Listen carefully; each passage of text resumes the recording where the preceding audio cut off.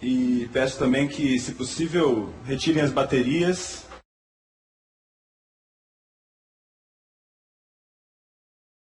Celulares, e peço também que, se possível, retirem as baterias, o chip e coloquem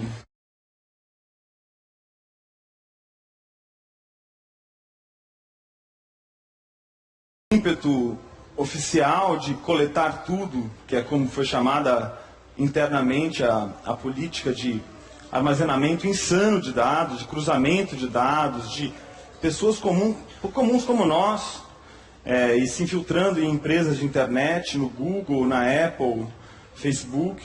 Todo mundo aqui, eu não preciso explicar que todo mundo aqui tem aí contas em diversas dessas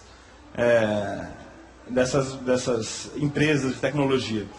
E o Charles Ferguson, que está do meu lado, eu tenho a honra de apresentar o primeiro prêmio Oscar aqui em Paraty. Ele fez um trabalho notável, chamado Inside Job, em português trabalho interno, em que ele esmiuça, explica, disseca o que foi essa crise financeira que até hoje tem consequências. A gente está vivendo o mesmo sistema financeiro que fez os americanos perderem as suas casas, né? Que fez as pessoas perderem a sua poupança, e pessoas comuns como nós, né?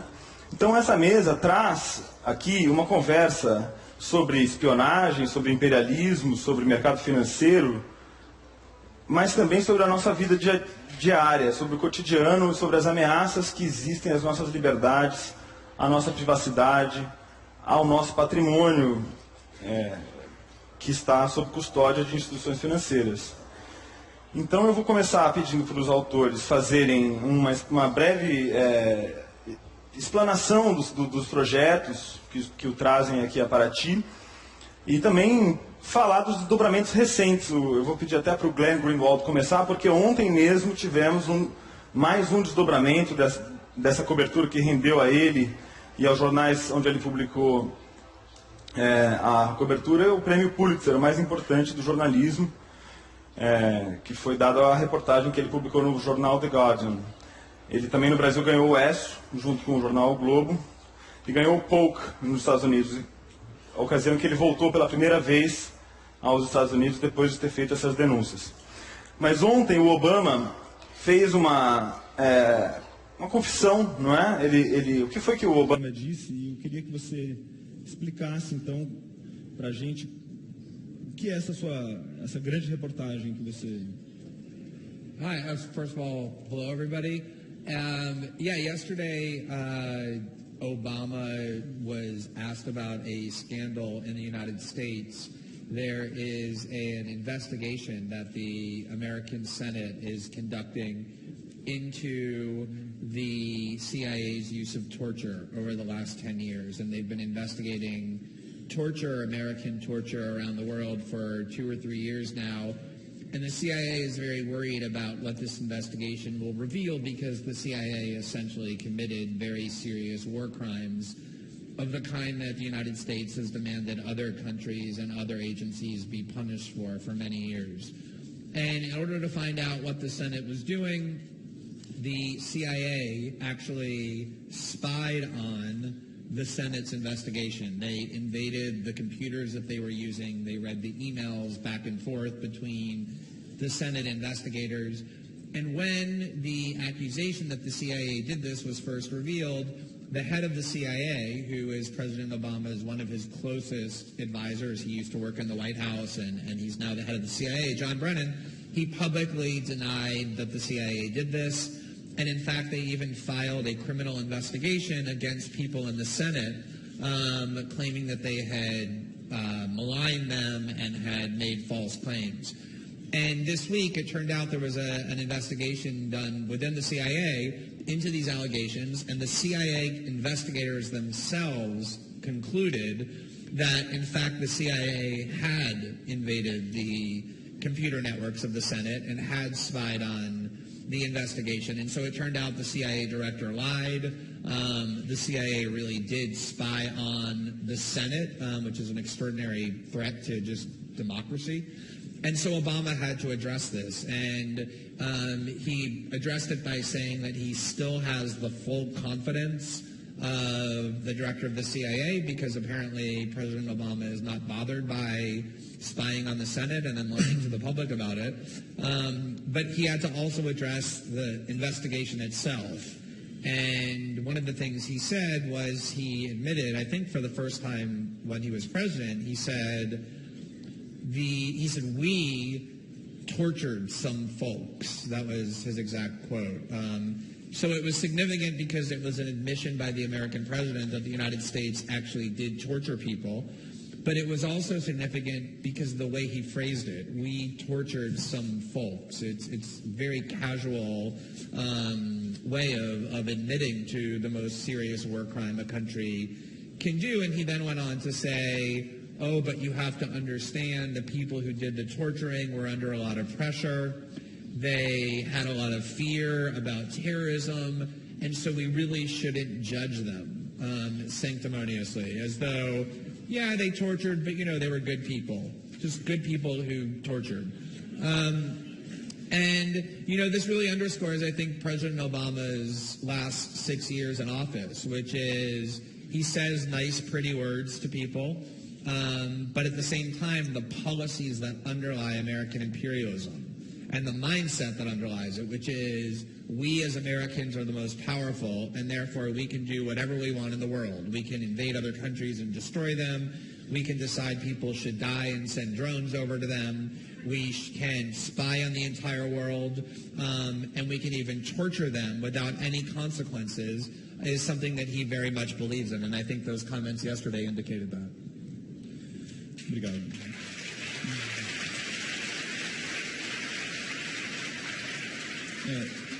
Charles, você fez também um trabalho de muita envergadura que expôs o mecanismo muito difícil de compreender para um leigo, de como a crise bancária, quer dizer, como os bancos estimularam pessoas a comprar papéis podres, né, que não valiam nada, e fizeram isso com o suporte de professores universitários das melhores universidades, onde todos aqui gostariam de ver seus filhos, né, que fizeram estudos errados sobre a Islândia, por exemplo, falando o título do artigo do seu entrevistado até dizia novas oportunidades no horizonte, e ele depois corrigiu, simplesmente trocou o adjetivo, como que invertendo completamente o significado do artigo, né? Então, foi um conluio entre bancos, entre autoridades financeiras e entre professores universitários que alimentam os relatórios dos bancos e estimulam, no final das contas, as pessoas a investir, que levou a essa crise gravíssima de consequências globais. Como foi que você começou esse trabalho? Foi no calor da hora, a bomba estourou e você sentiu que precisava estar lá? E quais foram as consequências? Porque também me parece que, como o Glenn Greenwald estava contando, de certa forma tudo continua igual, né? Não se puniram os responsáveis e a legislação não foi substancialmente alterada. Como foram as consequências disso?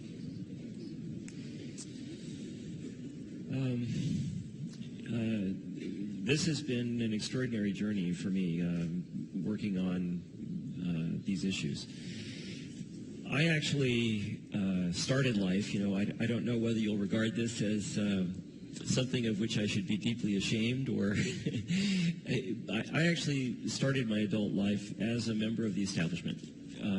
I got a PhD in political science from MIT. My thesis advisor was a very eminent American who had been a professor at Harvard, had been deputy national security advisor for President Kennedy. I dealt very fluidly, very comfortably with people in the establishment in power. I did consulting for the White House. And then, America started to change. America has never been a perfect place, but there was, until the 1980s, when the change really began, I would say, until the 1980s, money really did not play an enormous role in American politics. The combined expenditures of presidential campaigns, all presidential campaigns of all candidates for the presidency in 1976 was $66 million. In 2016, it is projected that it will be $5 billion. And that's a big change. So my investigation of the financial crisis and its origins and its consequences began actually before the crisis itself. From my earlier life, when I was an academic political scientist and a policy analyst at MIT, and then later at Brookings, another very establishment place, I knew a lot of the people who worked on economic and financial issues like this. And two of these people, Nouriel Roubini and Charles Morris, both of whom are good personal friends of mine, have been for a long time, they started telling me in 2007 that, something is really wrong. And at first I didn't believe them. Charles Morris sent me his book manuscript in late 2007, which was entitled The $1 Trillion Meltdown. And I read it, and I thought, this is really scary. And I asked Charlie, well, okay, but, the world looks fine. What's going on? And he said, just wait. And boy, was he right. So one surprise, and it was a huge surprise to me, was how incredibly severe this crisis was. That the mere fact that something like this could occur in the United States and then spread to the rest of the world and have such enormous consequences, that was surprise number one.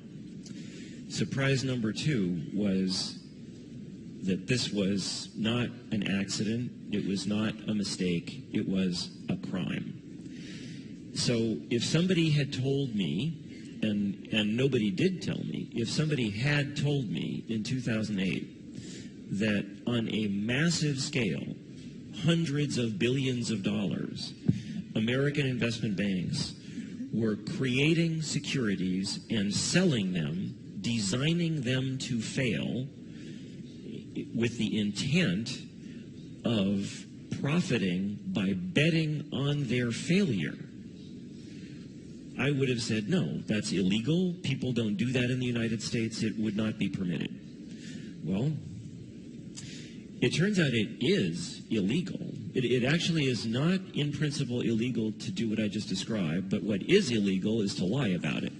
And it's pretty hard to sell a security like that if you're telling the truth, that you're secretly betting on its failure and you've designed it to fail. So, in fact, there was massive criminal fraud.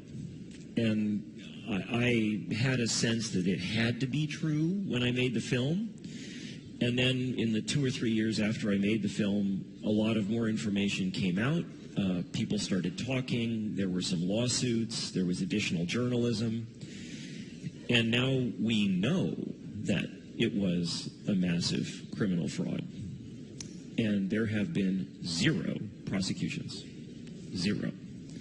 And that, too, is a big change. The first financial crisis that occurred in the modern era in the United States, tiny by current standards, was in the late 1980s. It had to do with the savings and loan industry, a part of the American financial system that doesn't even exist anymore.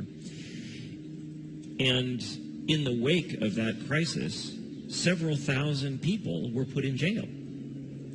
There was real criminal prosecution. And then this crisis, enormously more serious, enormously more criminal, 0 criminal prosecutions. And President Obama, in a way very reminiscent of what he just said yesterday, he's been asked about this several times in the media, and his answer has been the same each time.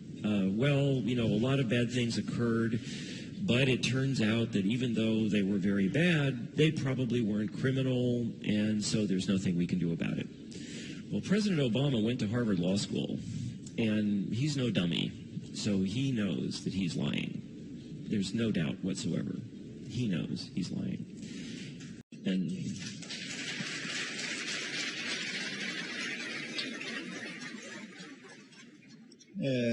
eu queria que você, Glenn, contasse um pouco da história mesmo concreta da sua descoberta desse grande furo de reportagem, né? Você é um jornalista muito conhecido já no mundo anglo-saxão. Eu tinha um blog, publicava em diversos jornais. E qual foi o momento em que as coisas apareceram na sua frente, né? E eu queria que você falasse também um pouco do Edward Snowden e da Laura Poitras, que são dois personagens que deveriam estar aqui conosco nessa mesa, conversando sobre esse assunto. Como foi que, primeira vez, você entrou em contato com essa história? Well, the context is actually interesting. I mean, I've told the story so many times of, when is the first time that I kind of was contacted by Edward Snowden, but I think the context for it is a little bit more interesting even, and I'm actually sitting here thinking about it now because Charles and I talked a little bit last night, and when we found out that our moderator was not going to be here, we didn't know if we were even going to have a moderator, and we were wondering, well, what are we going to do? We're going to just get up there and be two guys talking. And at first we thought, it's a little strange. Why are we on a panel together? Because Charles's work, with Inside Job has been about the financial system, and mine has been about foreign policy and national security and terrorism. And I was a lawyer before that, so to some extent the law. And it seems like there's, no real connection. And as Charles just alluded to, I mean, what he just described happening in the United States, which is that the most powerful economic actors in America, by far, Wall Street executives, tycoons, people who fund those campaigns he's talking about, who own the government, who control it, committed such egregious crimes that hundreds of millions, probably billions of people around the world, including in this country, were seriously harmed by that financial collapse that wasn't like a hurricane or a tornado, it was criminality. And yet none of them, as Charles said, has been punished, not a single one. And then you look at the crimes that the most powerful American political actors have committed over the last decade.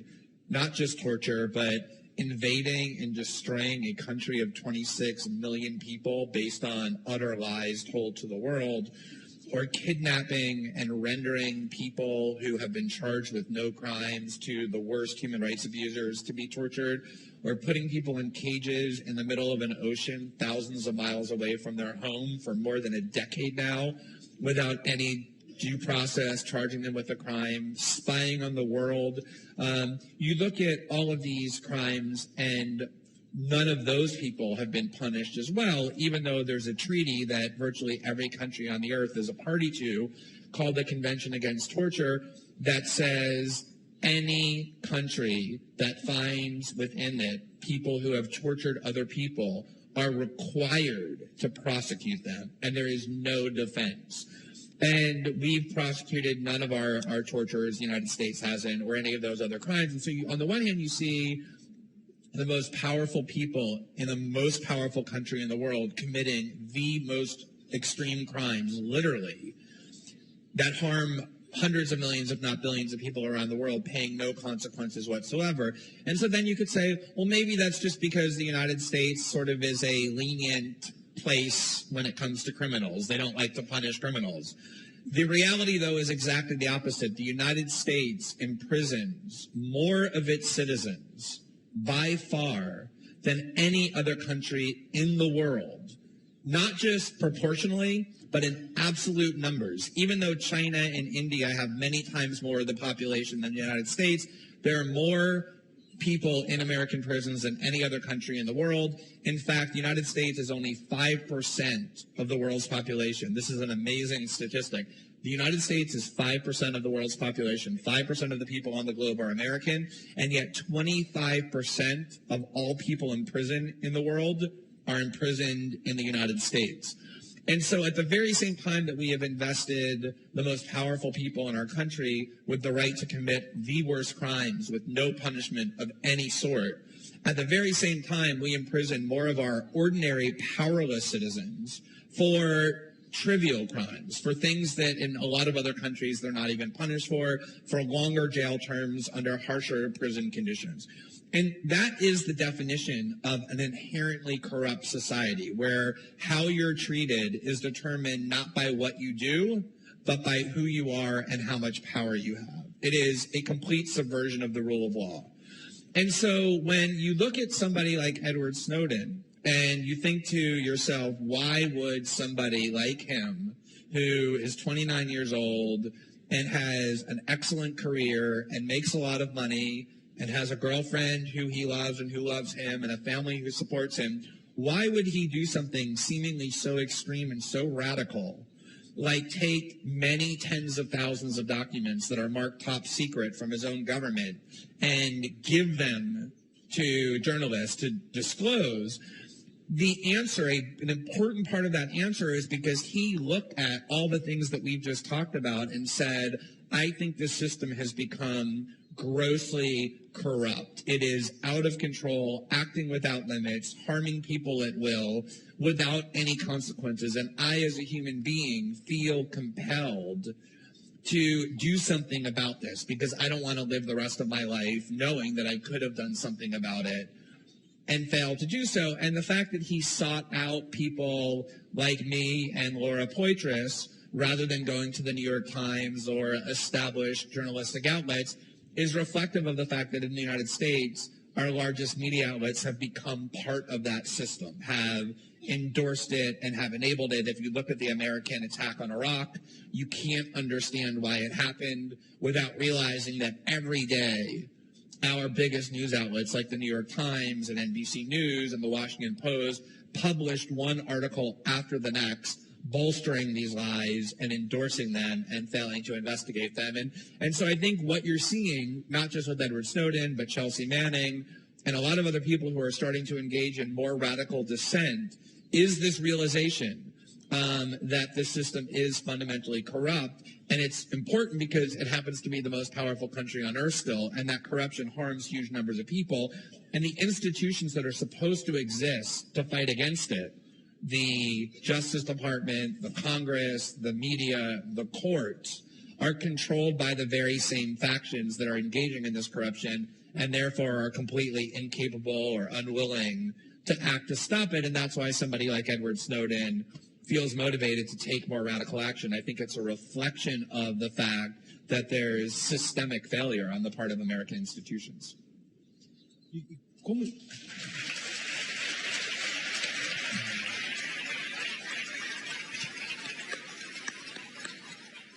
E qual a situação do Snowden hoje? Ele continua na Rússia, ele tem esse pedido encaminhado ao Brasil, que o Brasil dizia que não tinha sido encaminhado, depois o ministro falou que não ia ser concedido o asilo e, portanto, o pedido foi encaminhado. Eu queria saber qual a situação dele hoje em termos de asilo e o que você pensa da maneira como o governo brasileiro, que foi um dos, entre aspas, beneficiários das suas denúncias, porque o Glenn mostrou que o celular da Dilma, a diretoria da Petrobras, estavam sendo espionados por razões econômicas e mercadológicas. E a população em geral. I think, well, first of all, as far as Snowden is concerned, so he has asylum technically for 1 year in Russia, which expired 2 days ago. But the Russian government has been very clear that they will continue to give him a form of asylum, whether it's another year or permanent. The chances that the U.S. government will be able to get their hands on Edward Snowden in the foreseeable future is essentially zero. I was just in Moscow, I think 6 to 8 weeks ago, and met with him. And he's doing remarkably well. He walks around Moscow at will. People recognize him sometimes, but not very much. He sort of looks like, this 18-year-old kid who kind of is on his first foreign vacation. And so he's free to do that. And more importantly, he's free to participate in the debate that he helped to trigger around the world. And actually, this is a really important part of this because the United States government is really afraid of future Edward Snowdens or future Chelsea Mannings because the way that the United States government stores its data electronically, it's impossible to prevent there from being whistleblowers or leakers. And the only hope that they have to keep what they're doing a secret is to destroy the lives of anybody who comes and reveals it because they want to intimidate and bully and deter future whistleblowers. And so the fact that Edward Snowden is a free human being who participates in the debate around the world and isn't in an American prison is really important for inspiring future Edward Snowdens. And as far as, the asylum question is concerned, I'll just tell a quick little story. I talked about this morning in an interview I did, and it's actually, it's amusing, but it's also important. I did a debate 2 months ago in Canada with Michael Hayden, who's the former head of the CIA and the NSA. And obviously Michael Hayden doesn't have a very good opinion of Edward Snowden or of me, but particularly of Edward Snowden. And one of the things the debate does, it's a big debate in Canada, they have it every year, is they always ask one or two people to record a videotape with their own question for the debaters. And the organizers, without telling us, got Edward Snowden to record a 2-minute video asking a question of Michael Hayden. So I was sitting next to General Hayden, just this distance, and we were debating the leaks and the NSA, and he was defending the NSA and talking about how angry he was about these leaks, and all of a sudden there was this enormous television screen that descended from the ceiling, and on the television screen was projected the image of Edward Snowden above General Hayden's head. And then he got to speak and make points and then pose a question to General Hayden, who was then obligated to answer it. And this is really important, this imagery, because it shows that he's become an important voice in the debate and not treated as a criminal or a prisoner. He's considered a hero by people around the world. When I testified before the Brazilian Senate, several senators went over to the students who were aligning the wall and took the Snowden masks they were wearing and wore it themselves, which is an extraordinary thing. And this will help future whistleblowers know that they can do that without having their lives destroyed. But I do think the question of asylum in Brazil is incredibly important because I do think that every country that has benefited the most from the sacrifice and courage of Edward Snowden has not just the legal obligation, but the moral obligation to stand up and do for him what he has done for all these other countries.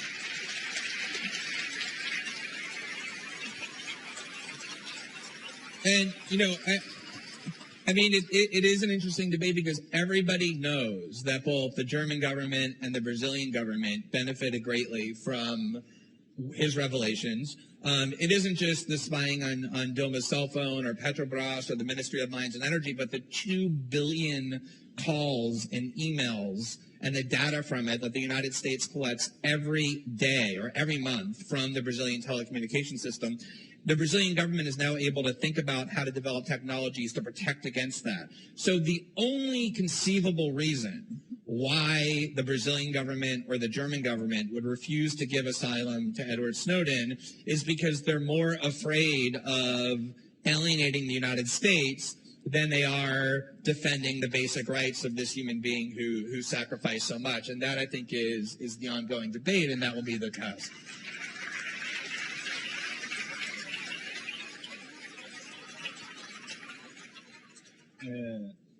O Glenn enfrentou uma reação muito tensa e violenta de autoridades de diversos países, inclusive o seu namorado, seu marido David, foi preso na Inglaterra e existem riscos, né? Ainda tem uma pergunta da plateia perguntando se você teme pela sua família, se você sofreu ameaças concretas desse tipo. And the United States government, from the very beginning of this reporting, had a strategy of trying to put us, namely the journalists who were working on the story, in fear that if we did the reporting, very bad things would happen to us. You know, I mean, if you're a journalist and you say, it's very easy to say, I want to challenge those in power. It's easy to say that. But the nature of doing that means that if you challenge people in power, they can do things back to you. That's what it means to be powerful, is that you can punish those who challenge you and reward those who I think it's really interesting that if you look at what the United States government, and not just the United States government, but it's, say, Western allies, NATO allies, have said over and over again over the last decade to justify pretty much every single thing they do, from attacking and bombing other countries to hiding most of what they're doing from their own citizens. They invoke the word terrorism as a kind of threat in the hope that people will be afraid enough of what it is that they're warning about that people will simply submit to whatever it is they're doing. And you see the same tactic in response to our reporting over and over. People say, well, I'm not really comfortable with what it is that you're doing because I think by revealing these secrets, you might actually be helping the terrorists. And one of the really fascinating things about this concept of terrorism is that although it is used over and over and over and over again by the United States and pretty much everybody, it's actually a word that has almost no meaning of any kind. You cannot find a meaning of the word terrorism or terrorist that will help you to understand what that word actually is supposed to be. And I think one of the most interesting examples is if you look at the last month, in what's happening in Gaza. There's one side of that attack, the Israelis, who have killed something like 900 innocent people, 900 civilians. I think it's now 75 or 80% of the people that the Israelis have killed in Gaza, at least 75 or 80%, are completely innocent. Children, women, innocent men. By contrast, the people in Gaza, the Palestinians who are fighting against the Israelis, have killed almost no Israeli civilians. There have been a total of 56 Israelis killed in the last month, 53 of whom are soldiers. And so you have one side that's killing overwhelmingly civilians, and the other side that's killing overwhelmingly soldiers of an invading army. And yet, in the United States, almost always, the side that's actually killing the soldiers is called the terrorists, and the side that's killing the innocent civilians is called the democracy fighting against terrorism.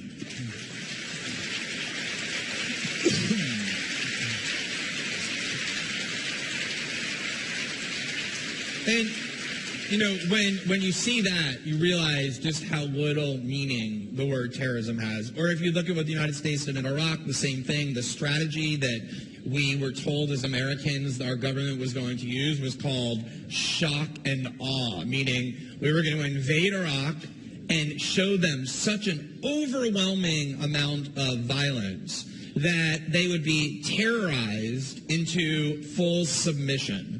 I mean, if you're going to have a definition of terrorism, that would have to be the classic case, and yet the idea that the American government is actually engaged in terrorism or terrorists is something that, at least in the United States, you can't really say without having huge numbers of people look at you as though you're not serious. And so when I get asked, you know, is what you're doing helpful to the terrorists, I mean, it's a question that really almost makes no sense to me, because this word is just a slogan. It is pure fear-mongering.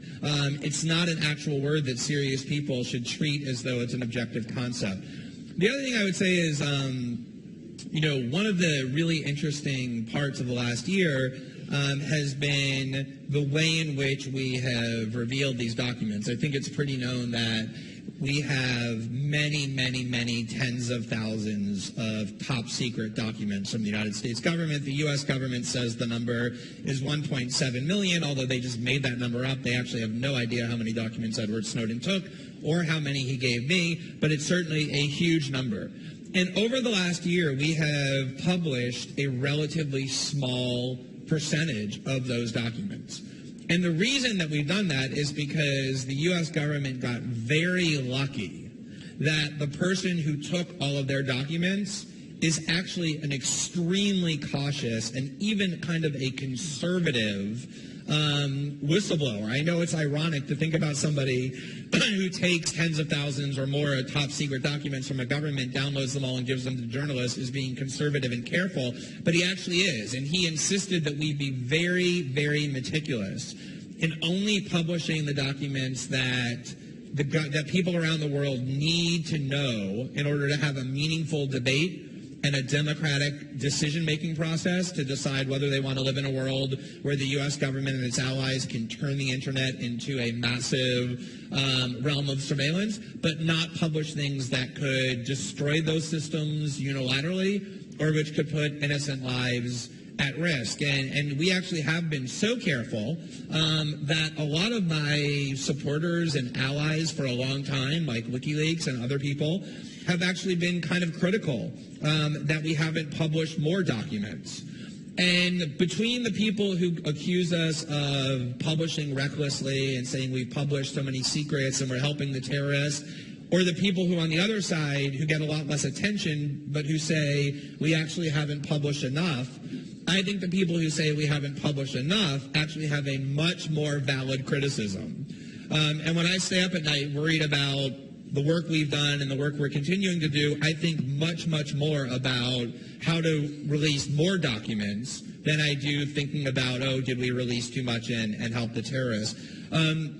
As far as the question about journalism versus activism, I think this is one of the really important questions in American journalism. If you look at how journalism typically functioned for hundreds of years in the world, not just in the United States, journalism wasn't this kind of class of professionals who worked for big corporations and who wore suits and spoke very cautiously and were afraid to alienate or offend anybody. Journalism was a tool that citizens used to publish things about those in power, to work against injustices, to undermine those in power. And that's the kind of journalism I believe in. And this idea that, there's this certain kind of journalist, the professional journalist, who exists without any opinions and who doesn't work for any agendas is a complete myth. As human beings, we all have strong opinions. We all work towards some sort of an outcome. And so for me, the question is not, are you a journalist who has opinions versus a journalist who doesn't have opinions, because there is no such thing as a journalist who doesn't have an opinion. The question for me is, are you a journalist who's honest and says what your assumptions are, or are you a journalist who tries to pretend that you have no opinions and therefore mislead the people for whom you're writing? And it is true. I mean, if you look at, American journalism and how it's practiced at the highest levels, and I agree with Charles 1,000%, even the media organizations I criticize the most, like the New York Times or CNN, do have good journalists within them who are doing really good journalism. But as an institution, they've adopted this mindset that all large corporations ultimately adopt, which is, we don't want to make judgments, we don't want to offend anybody, we don't want to say anything interesting. We just kind of want to say, here's what one side says, here's what the other side says. It's not for me to decide or for me to judge who's telling the truth. And that's the kind of journalism that I despise. And I think that gives comfort to corrupt people in power. Because if journalists aren't willing to say these people in power are lying or acting corruptly because that's too opinionated or that makes you an activist, that neuters journalism. It makes journalism worthless. And I am somebody who has opinions. I do think that it's wrong when people who have the greatest power act corruptly. I do think it's wrong for the U.S. government to go around the world killing people at will, or to invade other countries and bomb them, or to spy on them and destroy privacy in secret, or that it's wrong for Wall Street to engage in systemic fraud without any consequences. And I don't see any reason why, as a journalist, I should pretend that I don't think those things. I think journalism only is meaningful when it actively works against injustices wielded by those people who have the greatest power.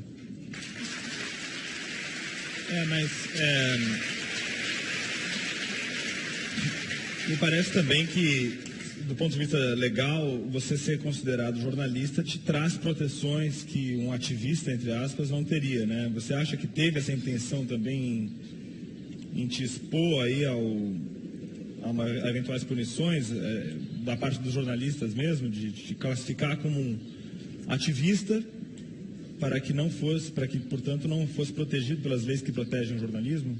A diferença entre jornalismo e ativista, se aceito a palavra ativista? Não, porque se você for considerado um ativista, a Constituição americana não está te protegendo como protege um jornalista.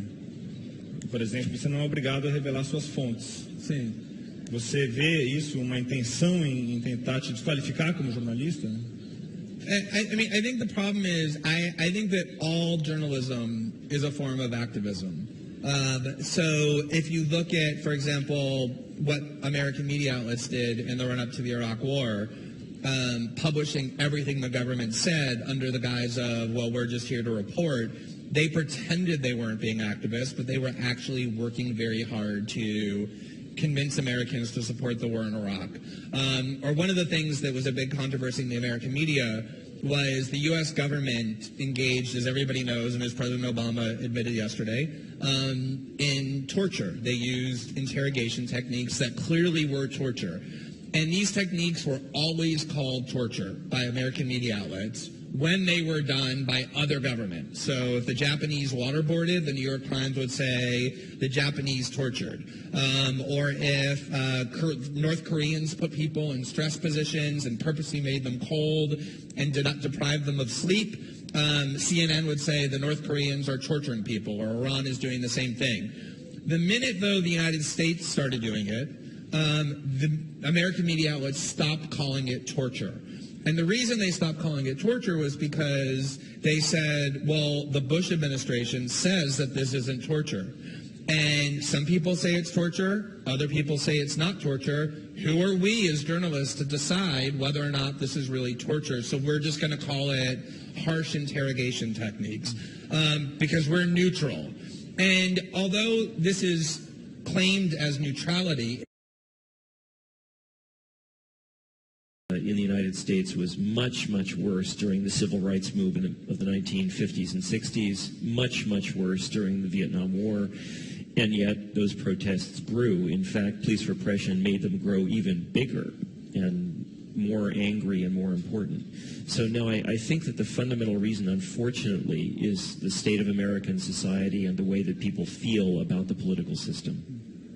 Bom, a gente tem uma última pergunta rápida que eu vou fazer a você, Glenn. Uma das coisas que me impressionaram no seu livro é como a riqueza de detalhes que falou-se muito em 1984, do George Orwell, mas toda a descrição dos programas, você vê que tem as janelas dos programas usados pela NSA que permitem que você pesquise o histórico de internet da pessoa, fotos pornográficas, contatos do Facebook, é uma coisa muito sofisticada. Roteadores de internet com programas implantados para enviar dados para a NSA, né, enquanto os Estados Unidos acusavam os chineses de fazerem isso, né, diziam, não comprem chineses porque eles estão... Queria que você contasse rapidamente, a gente realmente já está com o tempo estourado, mas essas, entre aspas, anedotas de mau gosto que a NSA criou com esses programas, esse aparato todo... Yeah, I did a press conference this morning with some journalists, most of whom were Brazilian, and they asked me why has Brazil become such a significant target for the NSA, and my answer was the one that I mean, there are reasons specifically about Brazil and its growing influence in the region, but generally the answer I gave was the one I always give whenever I go to other countries where there's been reporting about spying by the NSA. When people ask me in these other countries why do they care about Norway, or why do they care about India, or why do they care about, the Netherlands? And my answer always is the NSA doesn't need a reason to target communications for very sophisticated forms of surveillance. The goal of the NSA, as they themselves say in their own documents, is to collect all forms of electronic communication and have them susceptible to being analyzed and monitored. It is literally a goal that says we want to eliminate privacy in the digital age, and that's why I think it has such extraordinary consequences, is because it's not specifically targeted at this particular leader or this particular country. The target is the internet. The target is human communications, and making sure that there is no such thing any longer as privacy in the electronic age, and I think it's hard to overstate the consequences of that. Muito bem, muito obrigado aos nossos dois convidados. You or please you. And so the United States government from the beginning, publicly and privately, was threatening to imprison me and other journalists who were working on the story. And the detention of my partner was, for me, probably the worst day, maybe of my life, but certainly of the last year. I mean, if you think about what they did, they took the person who's most important to me in the world, who I love the most, and deliberately targeted him instead of the journalists, and put him and locked him in a room for 11 hours under a terrorism law, and threatened the entire day that they would arrest him and put him in a prison in London, where I couldn't have access to him. Brazilian diplomats all day were denied access to even find out what was being done. And then it turned out, unsurprisingly, that the U.S. government knew ahead of time that the British intended to do that. The reason they did it is because they had been monitoring and surveilling our conversations. And I think it indicates what the strategy of the U.S. and the U.K. governments are to anybody who tries to challenge them, which is to intimidate, to put you in fear, in the case of my partner, to actually threaten to criminally prosecute.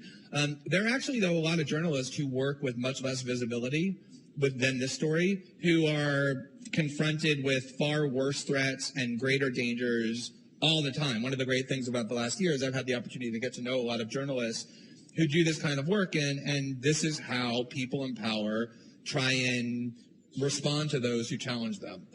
But I do think it's interesting that the U.S. government and the British government like to parade around the world as the defender of free press and criticizing other countries for attacking journalists, and yet that was their strategy from the beginning. But, you know, if you are convinced that what you're doing is right, and this was sort of the lesson I learned from Edward Snowden, you have to take some precautions, the precautions that you can take, and then the best thing you can do against people who are trying to be intimidating that way is to work as hard as you can against them and ignore the risks. And, you know, ultimately I think that proved to be successful in this case.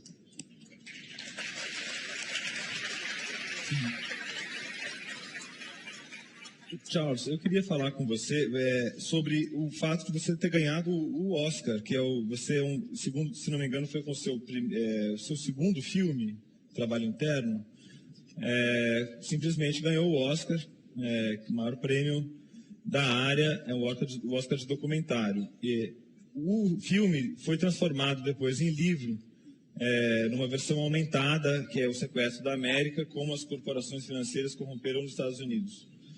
E ele aumenta a pesquisa, faz um adendo aí, né? Mudar, para a sua carreira de cineasta, certamente foi ótimo ter ganhado o Oscar, te deu certeza de prosseguir nos seus projetos. Você logo em seguida começou um documentário sobre a Hillary Clinton, sempre cotada como provável presidente, candidata a presidente dos Estados Unidos, e interrompeu esse projeto. Eu queria saber por que você interrompeu. Yes. Well, it turns out that there's a quite substantial downside to being famous. So when I won the Oscar and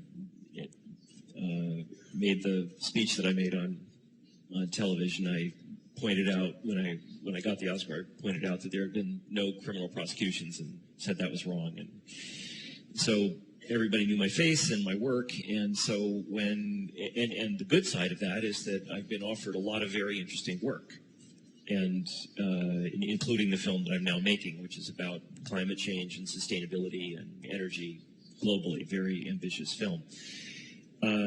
So I was offered several things, and one of the things that I was offered was to make a documentary about Hillary Clinton, which I thought was a very interesting project, and so I started, and CNN, which was the organization that offered me the job. One thing that I will say is that I would say, to a large degree, I agree with Glenn's comments about the nature of the media in the United States. The media has become very complacent and very part of the problem and very captured by power and money. No question about that.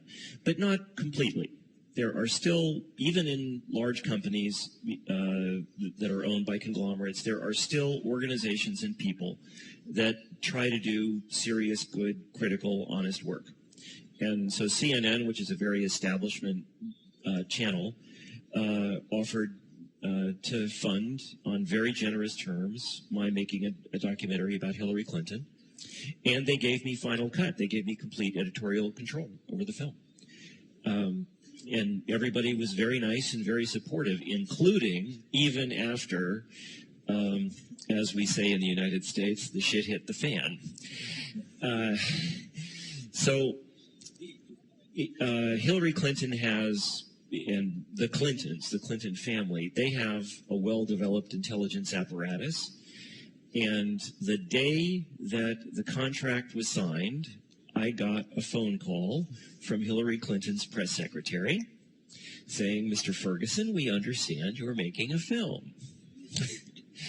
And there began an extraordinary journey, and that journey was basically me versus the Clintons. Now, in general, and in every other situation that I've encountered, including my first film, which was about the occupation of Iraq, where I spent a month in occupied Iraq in 2006, very dangerous place, not a garden spot, and I did that without any U.S. government or military support.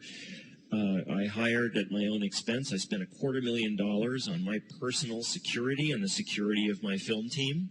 I had 15 armed guards everywhere I went. So, I'm used to circumstances in which somebody doesn't want me to find something out. And in fact, I love it. There's nothing that I love more when I come to understand that somebody doesn't want me to learn something. When I find that out, I just think, oh, yum. And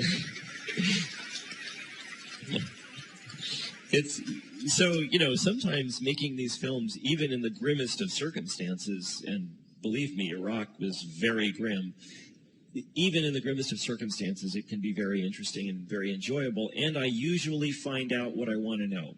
The Clintons were an amazing exception. I met a wall of silence that I have never encountered elsewhere in my life, ever. I spoke to hundreds of people. About 6 of them agreed to speak with me off the record privately, and 2 agreed to be interviewed on camera. So I thought, I could make some kind of movie, but could I make a movie that I was proud of? Could I make a movie that I thought really got to the heart of the matter? Could I make a movie that anybody would want to watch? So I decided no, so I quit. And now I'm making another movie, which I'm very excited about. Qual é o seu novo filme então, que você está trabalhando? Que filme é esse que você está fazendo? So I'm making a film about the global challenge of climate change and, more broadly, sustainability, both energy and land use, and very globally. I've spent 6 months doing research, and we've just started filming. We've already done some filming in the United States and in Europe. We're going to be filming in Brazil for several weeks. I'm also going to be filming in Indonesia, in China, in several countries in Africa. Kenya is the first one. And I have to say it has been an amazing, amazing trajectory. And here, too, I have come across a gigantic and, in this case, very positive surprise, which is that, surprise to me anyway, which is that this is a solvable problem. If we were to decide that we wanted to deal with the climate problem and the energy problem and the food problem, we could. We know how to. And the costs and characteristics of wind power and solar power and other renewable energy are now such that if you include the costs of pollution from conventional energy, we would probably actually save money and make our lives better if we converted to renewable energy and sustainable agriculture. And I hope to be able to bring that message to a very large number of people, because it's an important message. And, you know, this place where we are now, this is the most beautiful place on earth. Please don't let it be ruined. And o seu filme vai ser lançado em outubro de 2015, é isso? No final do ano que vem. Temos uma pergunta aqui para você também, do Roberto Teixeira da Costa, que é nosso conselheiro. Ele está dizendo, mais de 100 bilhões de dólares foram depositados por instituições financeiras como penalidade pela gestão financeira que originou a crise de 2008. Considera essas multas suficientes para cobrir os prejuízos causados? Aí tem uma segunda pergunta, que é The Volcker Law, que proíbe os bancos de ter carteiras próprias, é uma medida na direção correta? Well, first, as to the first question, the total size of fines that have been levied against all financial institutions globally since the 2008 crisis, it probably has reached $100 billion by now. And you might think that that's a lot of money, but it turns out it's not. And most of those fines were not for behavior related to the financial crisis, because what happened in the wake of the financial crisis was that it became clear, partially through losses caused by the financial crisis, a lot of other behavior was revealed. And it turned out that the banking industry globally, not just in the United States, in fact, some European banks were among the worst offenders. It turned out that the large banks had been committing a considerable number of crimes, not just related to the financial crisis, but also related to conspiring to fix exchange rates, conspiring to fix interest rates, and also violating anti-terrorism regulations related to money laundering on a massive scale. It turned out that European banks and even some American banks had been involved in transferring large quantities of money on behalf of Iran, North Korea, Sudan, nations that, you know, really are not doing nice things. And a lot of the fines related to that behavior. Most of those fines in the United States are tax deductible, by the way. So the banks get to take the money off of their tax payments, which is kind of extraordinary. But I find humor where it's obtainable, and sometimes it's in unexpected places. There have been various estimates of the total size of the losses associated with the financial crisis. The best estimates that I've seen are in the neighborhood of 25, 30, 40 trillion dollars, not billion dollars, trillion dollars. So $100 billion in fines isn't a lot in the first place. And in the second place, it's only a small fraction of the profits that the financial sector has made over the last decade. The financial sector is very profitable. E quanto a... bom... The second question about the Volcker Law. The Volcker Law, it's nice, but it turns out that it's very detailed and very complicated. There are many exceptions and many exclusions, and banks have been given delays. They've been given regulatory exemptions. They've been given exceptions of various kinds. There's no visible enforcement. Nobody's been prosecuted for violating it. So I can't say that the reforms, quote unquote, in the wake of the financial crisis really have encouraged me a great deal. I don't think that there will be another crisis like this soon, because people still remember the last crisis and they're being a little more careful.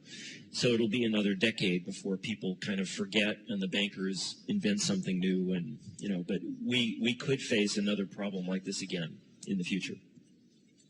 Eu queria fazer uma pergunta para o Glenn, que veio aqui da plateia, do André Laurentino. Ele pergunta, como expor a má conduta da CIA e da NSA sem, no entanto, revelar aos terroristas informações sobre a segurança nacional? Isso foi um questionamento que você recebeu nos Estados Unidos particularmente, né? Eu queria te perguntar também se você acredita numa transparência total, se há segredos de Estado que devem ser preservados ou não. E também queria te perguntar sobre essa controvérsia que houve. Houve um ímpeto muito grande em chamar você de ativista e não de jornalista, né? Assim que estourou o escândalo, vários comentaristas começaram, não, mas ele é um ativista, ele não é um jornalista. O que significa essa terminologia em termos concretos, né? So first of all, the first question,